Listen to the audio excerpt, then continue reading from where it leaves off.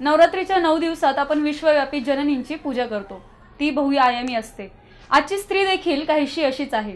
घर, मुलांचं शिक्षण, कुटुंबाची काळजी यासोबतच राजकारणात देखील ती कार्यरत आहे। पिंपरी चिंचवड शहरातील प्रभाग क्रमांक 3 च्या नगरसेविका सुवर्ण बुर्डे हे देखील त्याचं एक आगळं वेगळं उदाहरण आहे।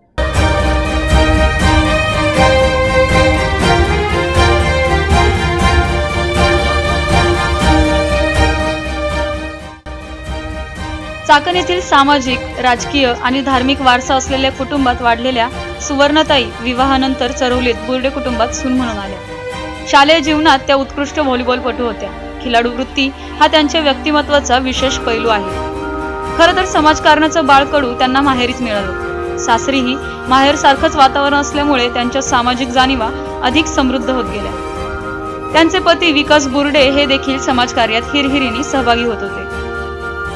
त्यांच्या कामाचा प्रभाव सुवर्णताईंवर होता। समाजाच्या अडीअडचणी आपणही सोडवल्या पाहिजे या उद्देशानं 2017 मध्ये पहिल्यांदा सुवर्णताईंनी निवडणूक लढवली। जनतेचा मोठा पाठिंबा त्यांना मिळाला आणि त्या निवडून आल्या। आपला प्रभाग स्मार्ट व्हावा यासाठी त्यांनी आमदार महेश दादा लांडगे, माजी महापौर नितीन काळजे यांच्या मार्गदर्शनाखाली मोठी विकास कामे हाती घेतली। प्रभागात चांगले रस्ते केले, वीज, पाणी, नागरिकांचे आरोग्य, शिक्षण, महिला सुरक्षा या दृष्टीने आपला प्रभाग परिपूर्ण असावा यासाठी त्या सातत्याने कार्य करत आहेत। बचत गटाच्या महिलांसाठीही त्या काम करत आहेत। शिक्षण समितीवर काम करत असताना त्यांनी महापालिकेच्या सर्व शाळांमध्ये चांगले काम उभे केले आहे। मुलांना हसत खेळत शिक्षण देता यावे यासाठी त्या प्रयत्नशील आहेत। शाळेतील विद्यार्थिनींना कराटे प्रशिक्षण, खेळाडूंना प्रोत्साहन देण्यातही त्या नेहमीच अग्रेसर राहिल्या। नमस्कार, मी पल्लवी घुले आपल्या स्टार सिटी 1च्या राजकारणातील नवदुर्गा या कार्यक्रमात पुन्हा एकदा स्वागत करते। आज आपल्या सोबत पिंपरी चिंचवड नगरपालिकेच्या एक कार्यक्षम नगरसेविका प्रभाग क्रमांक 3 च्या सुवर्ण बुर्डे व त्यांचे पती विकास बुर्डे आहेत। आपल्या दोघांचेही खूप खूप स्वागत। धन्यवाद।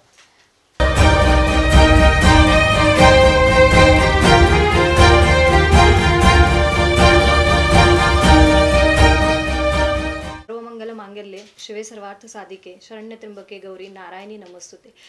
माझं नाव सुवर्ण बुर्डे, पिंपरी चिंचवडची नगरसेविका। लग्नाच्या अगोदर जो माझे चुलते अशोक बिरदवडे हे चाकणचे उपसरपंच होते। आम्हाला घरातूनच थोडासा राजकीय वारसा होता की घरामध्ये एक राजकीय वातावरण होतं, घडामोडी राजकीय होत्या की त्याच्यातून आम्हाला थोडंसं शिकायला भेटायचं की राजकारण म्हणजे किंवा राजकीय म्हणजे काय त्याचा अर्थ कळायचा की कोणी यायचं, समस्या घेऊन यायचं की त्या समस्यातून आम्हाला की कळायचं की हां ह्या समस्या आहेत की ह्या कशा सोडवल्या जातात की हे चुलते हे जे काम करायचे तर त्याच्यातून आम्हाला थोडंसं हे माहिती झालं की राजकारण ह्याला म्हणतात। आपल्याला लहानपणापासूनच राजकीय वारसा लाभलेला आहे, तर जेव्हा तुमचं शालेय जीवन म्हणा, महाविद्यालयीन जीवन म्हणा, तेव्हा काही असं स्पेशल अशी वागणूक मिळायची का की हा राजकीय घराण्यातून आहे म्हणून? नाही, असं तर कधी काही झालं नाही किंवा सर्व जे शाळेमध्ये सर्व मुलांना जी वागणूक होती तीच आम्हालाही होती। सेम त्याच पद्धतीने वागणूक होती आणि आमचे शिक्षक वगैरे सगळे खूप चांगले होते। आणि शाळेमध्ये दुसरी गोष्ट अशी की मी स्पोर्ट्समध्ये अव्वल होते।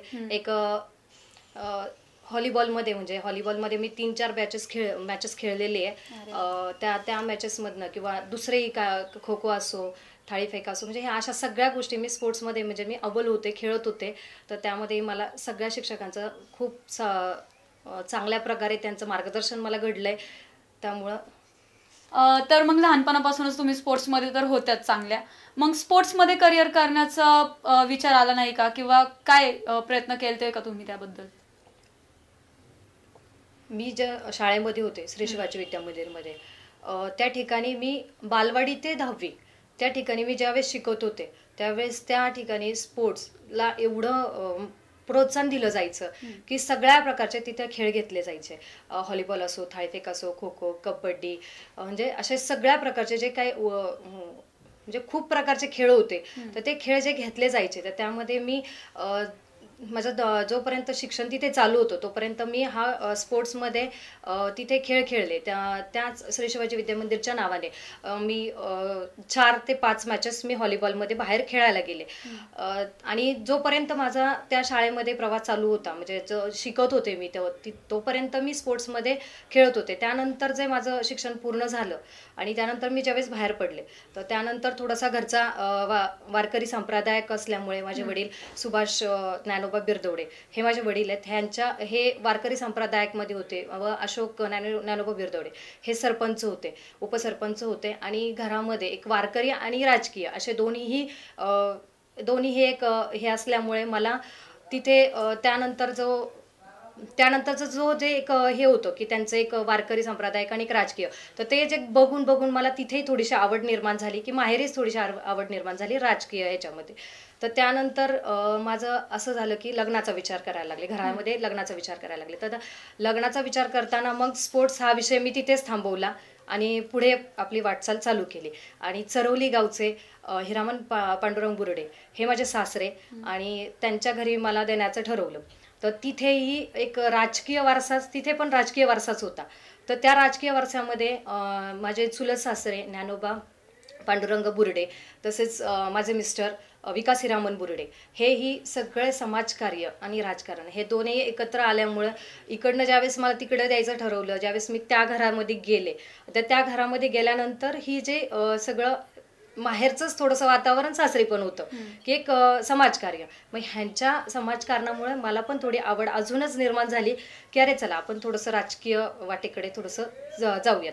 मग थोडं समाजकार्य पहिल्यांदा मी करायला लागले. मग एक माझे सासरे, चुलत सासरे, माझे मिस्टर, माझे घरातले सर्व दीर हे सगळे समाजकार्य करत असताना त्यांच्याच पावलावर पाऊल ठेवून मी एक राजकारणात घुसले. आणि त्यानंतर माझा खरा प्रवास राजकारणातला जो चालू झाला तो 2014 पासून. महेशदादा लांडगे हे ज्यावेळेस आमदारकीला उभे होते, तर त्यानंतर जास्त प्रवास वाढला असेल तर माझा राजकारणातला त्यावेळेस तो वाढला की लोकांमध्ये जाऊन एक महिलांशी भेटून त्यांच्याशी चर्चा वगैरे करून की एक जास्त बाहेर पडण्याची संधी मला त्या टायमिंगला मिळाली. आणि महेशदादांच्या एक त्याला सहकार्याने मी ह्याच्यामध्ये जास्त पुढे जाऊ शकले. आणि सर्वात जास्त मोठा वाटा तर माझ्या घरच्यांचा पण आहे. एक सासू सासरे, एक माझे मिस्टर, दीर सगळेच ह्यामध्ये आहेत.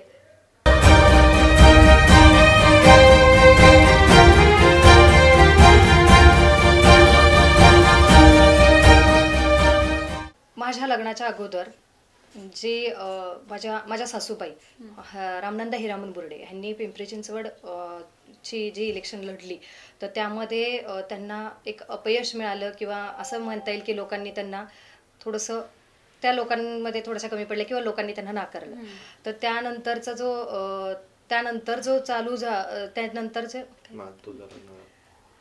माझं लग्न झालं. त्यानंतर माझ्या लग्नानंतर एक संधी मला मिळाली की राजकीय वारसा तर पहिला ह्यांचाच होता किंवा पहिल्या सासूबाई उभ्या राहिल्या. त्यानंतर माझं लग्न झालं, मग मला संधी मिळाली की एक राजकारणामध्ये यायची. त्यानंतर आम्ही महेशदादा लांडगे यांनी आम्हाला तिकीट दिलं भारतीय जनता पार्टीचं. तिथून पुढे मग मी त्याच्यामध्ये आले आणि लोकांनी आम्हाला चांगला कौल दिला. त्यामध्ये मी इलेक्शनमध्ये निवडूनही आले. मी एवढंच समजू शकते. मग जेव्हा असं तुम्ही म्हणताय की महेशदादा लांडगे यांचं सुद्धा तुम्हाला खूप खूप सहकार्य लाभले, तर प्रभागाचे काम करताना किंवा प्रभागामध्ये जनसंपर्क वाढवताना त्यांचा फायदा झालाय का तुम्हाला? त्यांचा फायदा म्हणजे खूप झालाय. सगळ्यात महत्त्वाचं बोलायचं म्हटलं तर महेशदादांनी चरवलीला एक उजवी बाजू दिलेली आहे. चरवलीला त्यांचं म्हणजे एक त्यांचं आणि आमचं एक असं नातं तयार झालंय की काय अतूट नातं तयार झालंय की त्यांच्याकडनं चरवलीत ते नेहमी येतात. त्यांच्याच मार्गदर्शनानुसार मला जे एक संधी मिळाली की मग त्यांच्यामुळे थोडंसं जनसंपर्क वाढवला. त्यांच्या इलेक्शनपासून 2014च्या इलेक्शनपासून त्यांच्याबरोबर जे फिरणं, त्यांच्याबरोबर जे म्हणजे एक जनतेबरोबर संपर्क साधणं हे मार्गदर्शन त्यांचं आम्हाला मिळालं खूप. तुमच्या लहानपणीच्या खेळाडू वृत्तीचा या राजकारणात म्हणा किंवा तुमच्या प्रभागामध्ये काम करत असताना तुमच्या खेळाडू वृत्तीचा तुम्हाला फायदा झालाय का? वेळोवेळी मी शाळेमध्ये जाते सगळ्या शाळांमध्ये म्हणजे जेवढ्या माझ्या प्रभागामध्ये शाळा आहेत त्या शाळांमध्ये मी जाते. एक जाऊन तिथे एक बघते की प्राचार्यांशी चर्चा करते की इथे काय आहे, की आपल्याकडं कसं चाललंय किंवा स्पोर्ट्स कसे आहेत काय आहे, ह्याची मी चर्चा करते. तर हल्ली आता काय झालंय माहिती का, थोडीशी जागा कमी पडली. मुलांना शाळा खूप चांगल्या पद्धतीने दिल्यात, महानगरपालिकेच्या शाळा पण खूप चांगल्या आहेत, ज्या दुसऱ्याही शाळा ज्या आहेत त्या पण खूप चांगल्या आहेत, पण त्यांच्यामध्ये अशी हे झाली आहे की शाळांमध्ये थोडीशी जागा कमी पडली. तर त्यामध्ये ग्राउंड थोडे कमी पडले किंवा हे, तर त्याच्यामध्ये मग जे आम्ही फॉलोअप घेतो की सरांना विचारतो की खेळांसाठी काय काय केलं जाईल आपल्याकडं, की खेळांसाठी शाळेमध्ये काय काय, तर लाल मातीचं ग्राउंड असो किंवा लाल मातीच्या ग्राउंडमध्ये जे मुलांना लाल मातीचं महत्त्व कळावं, की त्यामध्ये खो खो असो, कबड्डी असो किंवा हे असे विषय, असे जे खेळ आहेत हे मुलांना खेळ कळले पाहिजे. आणि आता माझ्या शाळेमध्ये तर त्यावेळेस खूप चांगल्या पद्धतीने किंवा त्या काळामध्ये खूप चांगल्या प्रकारे खेळ घ्यायचे शाळांमध्ये, आणि आता थोडंसं कमी पडलंय. तर त्यामध्ये आम्ही शिक्षकांना तिथे जाऊन प्रोत्साहित करतो की नाही, ह्या प्रकारे मुलांना खेळ मिळालेच पाहिजे, कारण की ट्युशन अभ्यास आणि याच्यातच मुलांचा पूर्णपणे दिवस निघून जातो आणि मुलांना खेळायलाही वेळ मिळत नाही. तर ह्याच्यातूनच आम्ही एक राबवायचा प्रयत्न करतो की मुलांना तुम्ही सगळ्या प्रकारचे खेळ ह्या शाळांमध्ये शिकवा, आणि तुम्हाला जर याच्यामध्ये काही जरी गरज किंवा मदत पडली तर आम्ही तत्पर आहोत मी तुमच्यासाठी, की मैदान असो किंवा काही असो ह्यासाठी आम्ही अवेलेबल करून देऊ तुम्हाला. आता चरवलीमध्ये पण मोठं मैदानाचं एक काम चालू आहे, एक मोशीमध्ये खेळाच्या मैदानाचं एक काम चालू आहे. आपण म्हणजे मी ज्यावेळेस स्पोर्ट्समध्ये होते त्यामुळे मी स्पोर्ट्समध्ये मुलांसाठी जेवढं काही माझ्याकडनं करता येईल मी तेवढा प्रयत्न मी करते. तुम्ही तुम्ही सांगताय की तुम्ही स्पोर्ट्ससाठी मुलांना प्रोत्साहित करताच. मला सांगा, शिक्षणासाठी तुम्ही किती मुलांना प्रोत्साहित करता? म्हणजे त्यांच्या कलागुणांना तर तुम्ही वाव देतायच, पण शिक्षण किती महत्वाचं आहे यात? त्याचबरोबर शिक्षणाचं सुद्धा मी म्हणजे सगळंच असं म्हणत नाही की तुम्ही फक्त खेळच घ्या, तर तुम्ही अभ्यासही त्याबरोबर करा. अभ्यासांमध्येही स्कॉलरशिप असो किंवा काय ह्याच्यामध्येही तुम्ही भाग घ्या.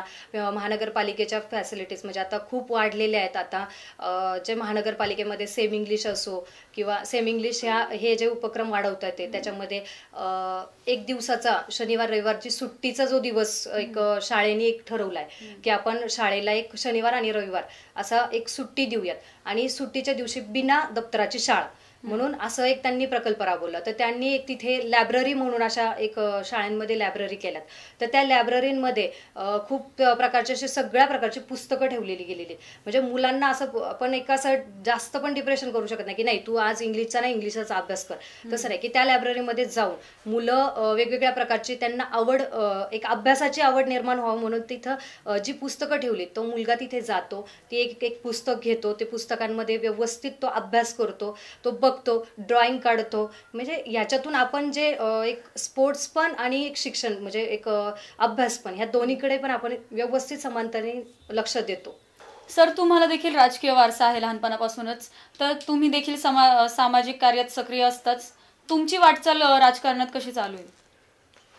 माझं कसं झालं, माझे म्हणजे आजोबा हे एक शेतकरी सोसायटी असते आपल्याकडे.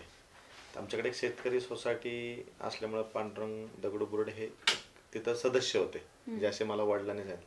त्याच्यानंतर माझे वडील हिरमन पांडुरंग बुर्डे हे त्या सोसायटीमध्ये काम करत होते, आणि ते कामगार नेते पण नाही, म्हणजे त्यांचे गव्हर्नमेंट सर्वंट असताना ते अध्यक्ष होते. सलग 30 वर्ष अध्यक्षपद त्यांनी भूषवलं. तर ते कामगारचे पण प्रतिनिधित्व करीत होते, आणि गावगाड्यामध्ये ते एक सोसायटी आपली शेतकरी संघटना होती त्याच्यामध्ये काम करत होते. तसेच माझे चुलते ज्ञानेश्वर पांडुरंग बुर्डे हे टाटा मोटर्स कंपनीमध्ये युनियनपदी होते. ते उपाध्यक्षपदापर्यंत गेले होते. त्यांनी जवळजवळ 20 ते 25 वर्ष युनियनचं प्रतिनिधित्व केलं कामगारांचं. त्याच्यामुळं सांप्रदायिक वारसा घरचं आमचे पंजोबा पंढरपूर आळंदीचे पायी वारगे त्यांनी आयुष्यभर केली. तो एक वारसा, कामगारांचं नेतृत्व घरामध्ये माहिती व्हायचं, बैठका व्हायच्या. राजकारणामध्ये काम करताना माझे वडील जुन्या काळातल्या लोकांबरोबर काम करत होते, त्याचा काही अनुभव आमच्याशी आला. त्याच्यामुळं समाजकारण, धार्मिकता आणि कामगारांचे प्रश्न आहे ना, याच्यावरती आमच्या घरात कायम चर्चा राहायची, मला जसं कळते तसं. मग पुढं मी पण त्याच्यामध्ये ॲटोमॅटिक आलो त्याच्यामध्ये. नंतर मग 98 साली गाव पालिकेमध्ये गेलं 1900. त्यानंतर पहिलं इलेक्शन आमचं 2002 साली. त्यावेळेस आमच्या घरामध्ये इलेक्शनची चर्चा चालू झाली, पण थोडं त्यावेळेस आमचं असं झालं की माझे बंधू आणि मी विजय बोर्डे, त्यांनी आम्ही दुसऱ्या पक्षामध्ये काम करत होतो. काम करत असताना ते सांगावंसं वाटतं मला की आम्ही त्यावेळेस 99 साली राष्ट्रवादी स्थापना झाली. आम्ही सर्व युवक चरोलीतले, आमचा मित्रभार भरपूर मोठा आहे, जवळजवळ त्या काळी 200 ते 250 युवक एकत्र येऊन आम्ही स्थापना केली. माझे बंधू विजय बोर्डे हे राष्ट्रवादी युवकचे अध्यक्ष झाले चरोलीचे. मग आम्ही काम करत असताना माझे वडील हे काँग्रेस पक्षात असल्यामुळं आईला तिकीट मिळालं 2002 साली काँग्रेस पक्षाचं. त्याच्यामुळं आम्ही इकडं राष्ट्रवादीत आणि तिकीट अचानक काँग्रेसचं मिळाल्यामुळे जनतेने आम्हाला त्यावेळेस नाकारलं. कारण की ती चूक आमची होती, जनतेची नव्हती. कारण काही काम आम्ही आधी 5 वर्ष असं केलं की जनतेपर्यंत पोहोचण्यासाठी युवकांची संघटना बांधली मोठी, आणि अचानक पक्ष सोडून दुसरीकडे गेलो. त्याच्यामुळं मी पहिल्यापासून तर राजकारणामध्ये सहभाग घेतला, समाजकारणात. मग आमच्या इकडे भरपूर मंडळ आहेत. म्हणजे आमचा मित्रपरिवार, चरोली गाव हे एक गावकी भावकीचं गाव आहे. त्याच्यामुळे प्रत्येक घराशी आमची नाळ आहे. म्हणजे प्रत्येक घराबरोबर आमचा संबंध आहे. म्हणजे वडिलांपासून तर आमचे चुलते वडील, आम्ही सगळे मित्रपरिवार. त्यामुळे राजकारणाची खूप आवड झाली. मग इलेक्शनला तर आमचं हे झालं. मग परत 2007 साली मी प्रयत्न केला, त्यामध्ये मला यश नाही आलं. मग माझं लग्न झालं तर 2006ला. त्यावेळेस म्हणजे जेंट्सला चान्स होता म्हणून मी मागत होतो, तर 2007 साली मला मिळलं नाही.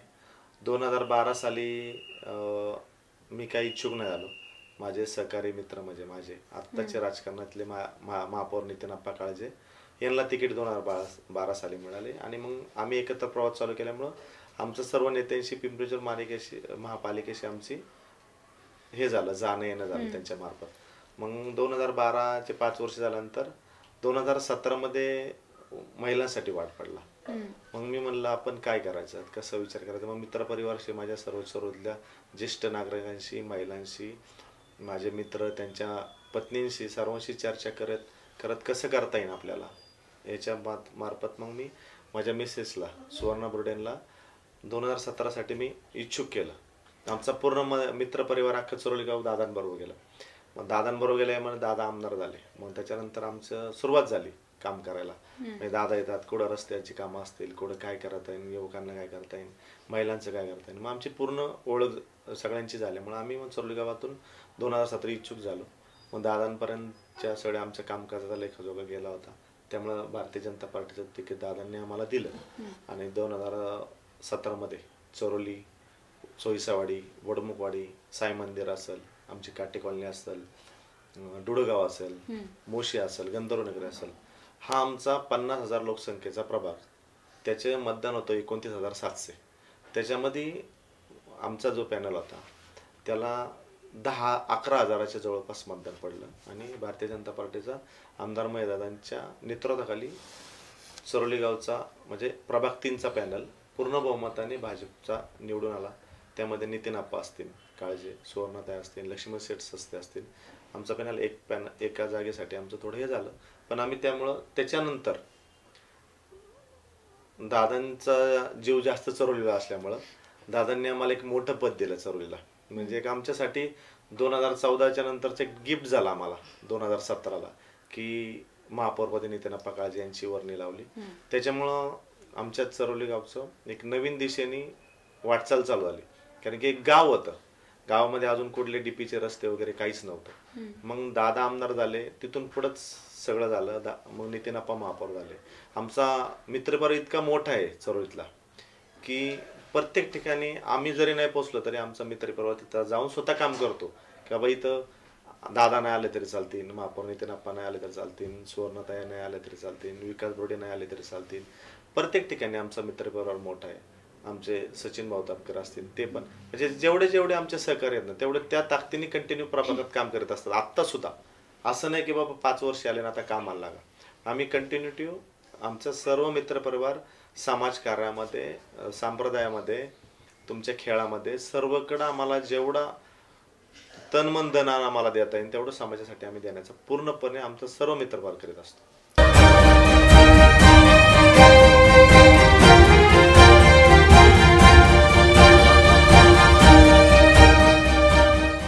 प्रभागात पाणी प्रश्न देखील खूप मोठ्या प्रमाणात जाणवतो, त्याबद्दल तुमचं काय मत आहे? आपलं महेशदादांच्या मार्गदर्शनाखाली जे आता रावेतमधनं जे पाणी आपल्याला कमी पडतं इकडे, कारण की इकडे हा जो भाग खूप मोठा होत चाललाय, डेव्हलपमेंट जे वाढत चाललंय, तर त्यामध्ये हा प्रभाग जो मोठा होत चाललाय त्यामुळे पाणी खूप कमी पडत चाललंय. तर चिखलीमध्ये एक पंपिंग स्टेशन करायचं दादांच्या मार्गदर्शनाखाली चाललेलं आहे. तर त्यामध्ये ते ज्यावेळेस पंपिंग स्टेशन आपलं ज्यावेळेस तिथे स्थापित होईल, त्यानंतर ह्या भागाला एक पाण्याची कमतरता होणार नाही. 24 तास पाणी त्यांना पुरवठा होईल. ह्यामध्ये दादांचं एक फॉलोअप चालू आहे. तर त्या फॉलोअपच्या ह्याच्यातून आपलं हे चिखलीचं जे पंपिंग स्टेशन आहे ते लवकरात लवकर होणार आहे. तर त्यानंतर लोकांना जो एक पाण्याची समस्या आहे तर ती समस्या लवकर दूर होणार आहे. नमस्कार. मी विकास हिरामन बुर्डे, सरोली प्रभाग 3. माझ्या सर्व आता नवरात्र महोत्सव चालू आहे, सर्व जनतेला, खास करून महिला भगिनींना नवरात्र महोत्सवाच्या हार्दिक शुभेच्छा देतो. शक्तीची देवता आहे, त्यामुळं आता जे नवरात्र चाललंय तर सर्वांना मंगलमय जावं अशी शुभेच्छा देऊन थांबतो. नमस्कार. मी सौ सुवर्णा विकास बुर्डे, पिंपरी चिंचवड महानगरपालिकेची नगरसेविका. मी माझ्या प्रभागामध्ये प्रभाग क्रमांक 3 या सर्व माता भगिनींना या नवरात्र उत्सवाच्या हार्दिक शुभेच्छा देते. आणि स्टार 1 सिटी ज्यांनी इथे आम्हाला नवदुर्गा ह्या ज्या एपिसोडमध्ये जे आम्हाला इथे आमंत्रित केलं, आणि हा जे माझा संदेश आहे तो सर्व जनतेमध्ये जो पोचवण्याचं काम ह्यांनी केलं आहे, त्याबद्दल मनापासून मी त्यांची खूप आभारी आहे. धन्यवाद. तर या होत्या पिंपरी चिंचवडच्या कार्यक्षम नगरसेविका सुवर्णा बुर्डे व त्यांचे पती विकास बुर्डे. राजकारणातील नवदुर्गा या कार्यक्रमात आपण पुढच्या भागात अशाच एका नवदुर्गेशी भेट करणार आहोत. त्यासाठी पाहत राहा स्टार सिटी 1 न्यूज चॅनल.